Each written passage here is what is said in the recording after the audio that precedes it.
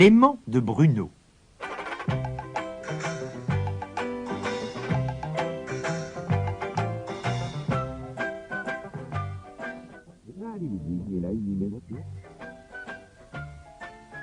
Aujourd'hui, à l'école, la maîtresse a fait une leçon sur les aimants, qui a passionné Bruno. Un aimant est un objet en métal, en forme de fer à cheval, qui attire à lui tous les objets métalliques. Une fois aimantés, ils deviennent aimants à leur tour.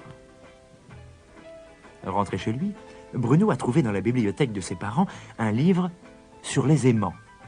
Il a essayé de le lire, mais c'est trop compliqué. « Je voudrais un vrai aimant », demande Bruno. « Peut-être pour Noël ?» lui répond sa maman. « Mais Noël, c'est trop loin. » Quand Bruno arrive en classe le lendemain, il voit un aimant sur le bureau de la maîtresse. Il profite d'un moment où personne ne le voit et fourre l'aimant dans sa poche. Il regarde autour de lui. Ouf, personne ne l'a remarqué. À la sortie de l'école, il sifflote gaiement. Il est ravi d'avoir un aimant et surtout de ne pas s'être fait attraper. Pour rentrer, il traverse le parc. Il s'assied sur l'herbe, sans remarquer le vieux clou rouillé qui traîne tout près de lui. Quand Bruno se relève, il ne voit pas que l'aimant a attiré le clou. C'est un gros aimant. Et même si Bruno le voulait, il aurait du mal à l'enlever. Mais soudain, une boîte de tabac saute toute seule de la corbeille à papier. Elle vient se coller, comme par magie, contre la poche de Bruno, en s'accrochant au clou rouillé. Bruno regarde autour de lui. Oh, personne ne l'a vu.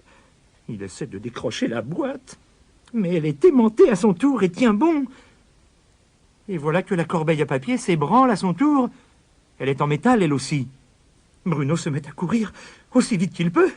Hélas, la corbeille roule encore plus vite et elle se rapproche de l'aimant. Bruno remonte le col de sa veste, pourvu que personne ne le reconnaisse. Mais voilà la camionnette de livraison du crémier qui renverse le chauffeur et démarre toute seule, attirée par l'aimant de Bruno. Le chauffeur se relève en criant, il menace Bruno du poing. Effrayé, le pauvre reprend sa course. Mais il a de plus en plus de mal à courir, car il traîne le clou, la boîte de tabac, la corbeille à papier et la camionnette du crémier. À ce moment, le bus numéro 14, plein de voyageurs, arrive et se met à suivre Bruno. Bruno traverse vite la voie ferrée pour échapper à l'autobus, mais le train qui arrive sort de ses rails et se colle derrière le bus numéro 14, la camionnette du crémier, la corbeille à papier, la boîte de tabac et le clou. Au même instant, une fusée retombe sur Terre. C'est l'aimant qui l'a attirée hors de son orbite et elle est venue se coller sur le train. Bruno a de plus en plus de mal à avancer.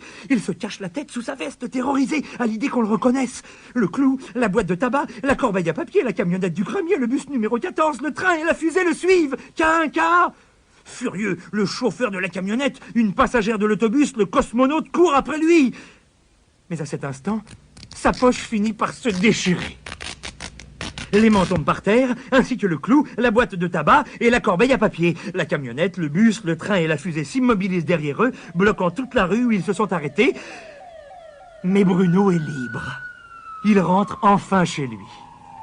Oh, heureusement que l'on ne sait pas que c'est de ma faute, pense Bruno, en regardant les dépanneuses dégager la rue. Il est tellement soulagé qu'il ne proteste même pas quand sa maman le gronde pour avoir déchiré sa poche.